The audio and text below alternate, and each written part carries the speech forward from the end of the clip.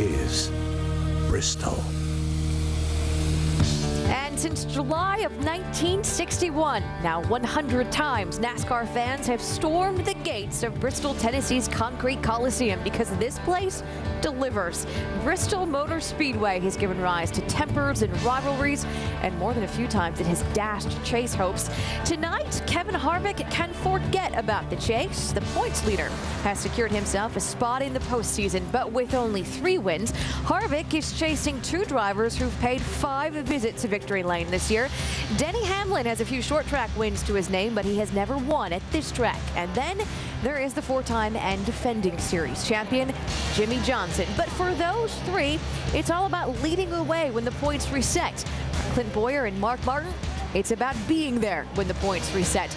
Clint Bowyer holds the last spot. He's 12th in points. Mark Martin is on the outside looking in, and he has 3 races to make up the 35 points that separate him from making a run at the championship or being forced to play just spoiler. And the story tonight, Brad Keselowski, the young gun who's angered more than a few veterans, and Kyle Busch, who is the latest driver, unhappy with Keselowski. And his boys have at it. We got a preview in last night's Nationwide Series race because what went down between Busch and Keselowski was like good hard racing without a filter. That's Bristol racing. I think he might get him right here. He's got it. Oh, the contact. Unbelievable. Kyle, will he retaliate? Yes, he turns him. Hold on. That right there is a payback, folks. That's all that is. Nice work, guys. Way to bring it home. There you go. It is what it is. I'm going to go to work and work on beating his ass.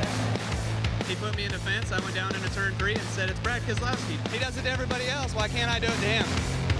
He did a good job. Almost cleared me and kind of took it for granted that I would lift to let him in line, and I didn't. So, you know, that's his right. I'm going to sit here and complain about it. I think Brad Keselowski should look himself in the mirror and say, I've brought this on myself. Doggies.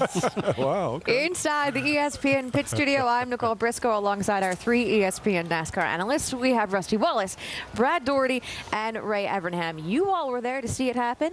What did you see go down last night between Keselowski and Busch? Well, you could see it coming. There was no doubt about that. I mean, these guys are running side by side out there, almost 15 to 20 laps. You could see the tempers flaring up. They were getting tired of running side by side. They couldn't clear each other. And finally, Busch gets around him, he thinks, and he gets a bump in the back from Brad. Brad kind of instigated this little thing right here. And all of a sudden, Busch gets mad. I can't stand it. He spins him, and all heck breaks loose. But, Rusty, across short tracks in America, it's called a slide job, and that's an accepted pass. What Kyle did was clear. The driver behind has a choice whether to lift off the throttle or not. You heard Brad say he chose not to lift off the throttle. In other places, people lift, turn down, and a guy will try and pass you back. That infuriated Kyle. Kyle went down there and spun him out. We saw 2 really good, talented drivers be inflexible. See, I don't think that it was a situation of Brad overdriving, though, Ray. I think that Brad. I didn't say overdriving. I said inflexible. I don't think he was inflexible. It looked to me like when Kyle Busch went to make the slide job and slide up in front of Brad, that his car bobbled just a little bit. I think because of his right rear not quite clearing Brad. Brad kept his foot in it, and I think that if Kyle had made the slide perfectly, Brad would have hit him in the rear end. That would have happened, but because of the angle, he ended up turning him just a little bit.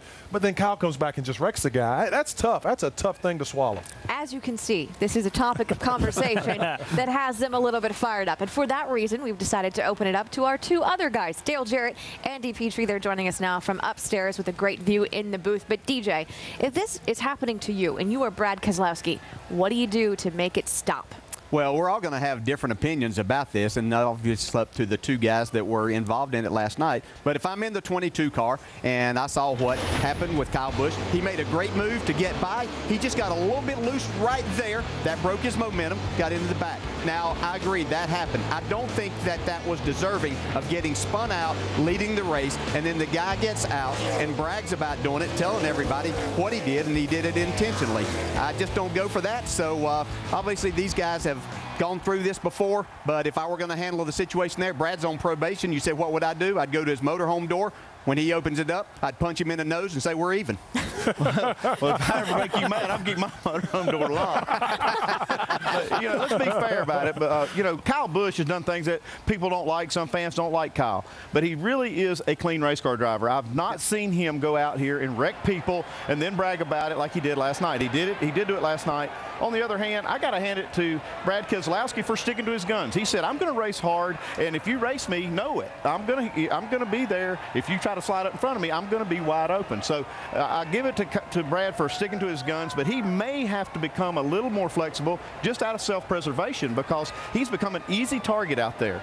Gentlemen, thank you, but don't think that this is a topic of conversation we are going to move away from because, after all, this is Bristol Motor Speedway. And in the first 99 races at this track, 22 times the driver who has led the field to green has gone on to win the race. And this year, the driver leading the field to green is a guy who is going after the 2010 Bristol Sweep.